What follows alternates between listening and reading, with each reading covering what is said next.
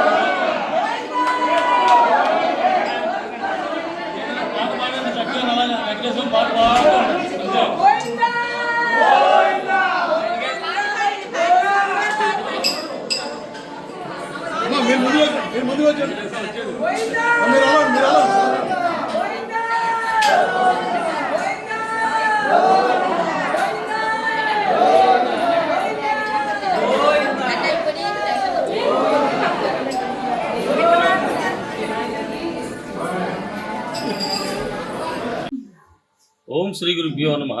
శ్రీలక్ష్మీ వల్లభారంభాం నిగనోమ నిమజ్జమాం అస్మదాచార్య పర్యంతం వందే గురుపరంపరం.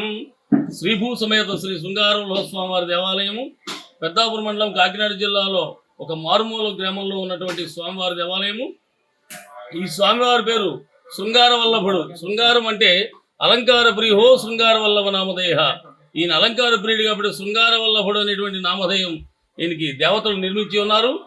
ఈ స్వామివారు దగ్గరగా 9000 సంవత్సరాల నాటి స్వామివారిని మా పూర్వీకులందరూ చెబుతూ ఉంటారు. ఈ స్వామివారి యొక్క విశిష్టత, ఉత్తానుపాలుడి కుమారుడు ధ్రువుడికి దర్శనమిచ్చారు. ఆ ఉత్తానుపాలుడి కుమారుడు ధ్రువుడు చిన్నపిల్లాడి సమయంలో మహావిష్ణు కోసం తపస్చేస్తుంటే మహావిష్ణు ప్రత్యక్షమైతే ధ్వనికి పిల్లాడు భయపడి మోక్షపోతే శంకు చక్రాలు మార్చుకుని చెక్కిళ్ళు 2 ఒత్తి లేవతీసి భయపడక నాయనా నీకు నీయంతే ఉన్నాను సుమి అండంలో స్వామివారు ఎవరెంతెత్తుంటే వారెంతెత్తే కనబడతారని పెద్ద ప్రతీతి అండి. ఈ స్వామివారి యొక్క కుడి భాగంలో లక్ష్మీ అమ్మవారు ఉన్నారు. ఎడమ భాగంలో శ్రీకృష్ణదేవరాయలు భూదేవిని ప్రతిష్ఠ చేశారు. స్వయం సిద్ధ క్షేత్రం. ఈ స్వామివారు ఒక్కరు మాత్రమే స్వయంభూ అండి. అలాగే 4 కళ్ళ మండపము అంటే మనం ఇప్పుడు నిలబడినటువంటి స్థానంలోంచి ఎవరైతే తదేక దృష్టితో స్వామివారిని మనస్ఫూర్తిగా తరించో ఆ స్వామిని చూస్తే ఎవరెంతెత్తుంటే వారెంతెత్తే కనబడతారు. అలాగే బొటన బావి అనేటువంటి క్షేత్రం ఉన్నది. అందులో పిల్లలు కలిగినటువంటి వారు, వివాహాలు అవ్వనటువంటి వారు అందులో స్నానం ఆచరించి స్వామివారికి తులాభారం ఇస్తానని మొక్కుంటారు. ఆ స్వామివారి యొక్క కోరికలు నెరవేరిన తర్వాతే స్వామివారికి తులాభారం ఇవ్వడం జరుగుతుంది. ఇటువంటి దివ్యమైనటువంటి క్షేత్రానికి ప్రతి ఒక్కరూ స్వామివారి దర్శనం చేసుకుని స్వామి యొక్క తీర్థ ప్రసాదాలు స్వీకరించి తరించి వెళ్ళవలసిగా కోరుతున్నాం. జై శృంగారుల భాయనమ.